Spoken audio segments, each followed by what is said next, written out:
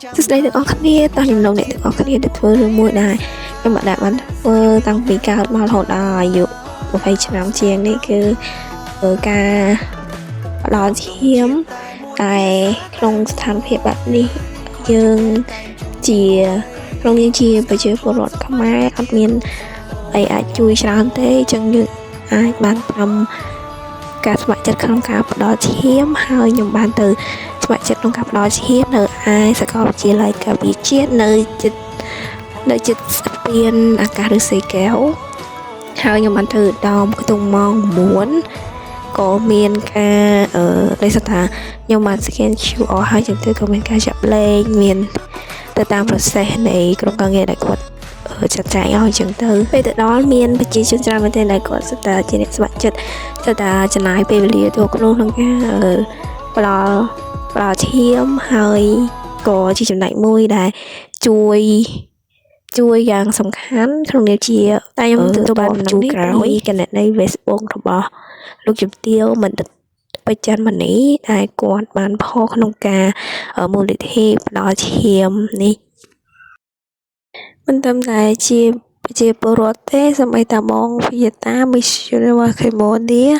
តែគាត់ទៅបានបញ្ចប់ការប្រកួតនៅឯប្រទេសស៊ីម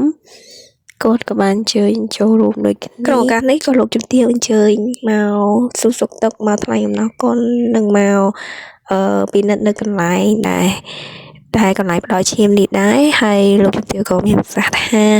គាត់អត់បានដល់ដំណឹងមុនទេដោយសារតែគាត់មិនចង់ផ្ដល់ជាទុរៈឬក៏ផ្ដល់ភាពរំខានក្នុងការរៀបចំទទួលគាត់អញ្ចឹងហើយគាត់បាននិយាយថាគាត់មកដោយស្ងប់ស្ងាត់មិនបានជម្រាបដំណឹងមុនសួរចាអូនទូវិញបងប្អូនទាំងអស់គ្នាចា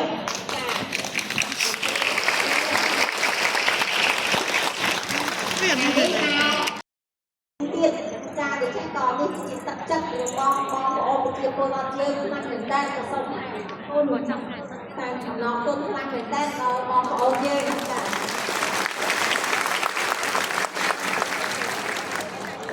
យើងឃើញហើយថាបសំមិញសំ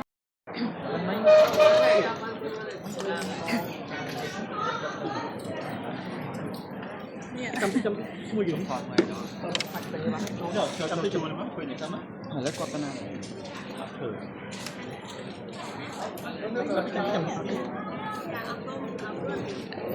បងខេទូ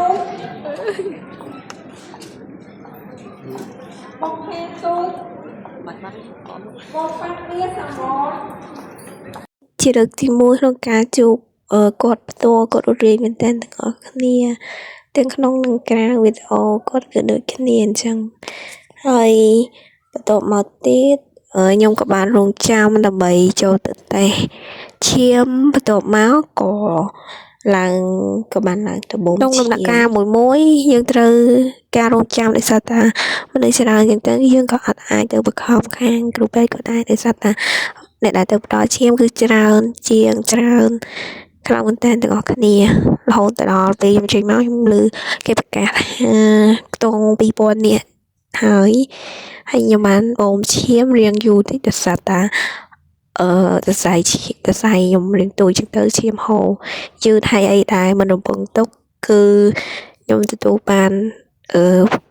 អាហារសម្រន់ទឹកផ្លែឈើ PV Active ហើយទឹកដោះគោអីទាំងអស់គ្នាឡើងមកថងធំចាំទៀតខ្ញុំមានវីដេអូមួយទៀតដែរថាមានអីគេខ្លះទាំងអស់គ្នាហើយវីដេអូនេះចូលតែប៉ុណ្្នឹងទាំងអស់គ្នាសូមឲ្យស្ថានភាពត្រឡប់មកសភាពដើមវិញហើយកម្ពុជាឈ្នះ Justice for Cambodia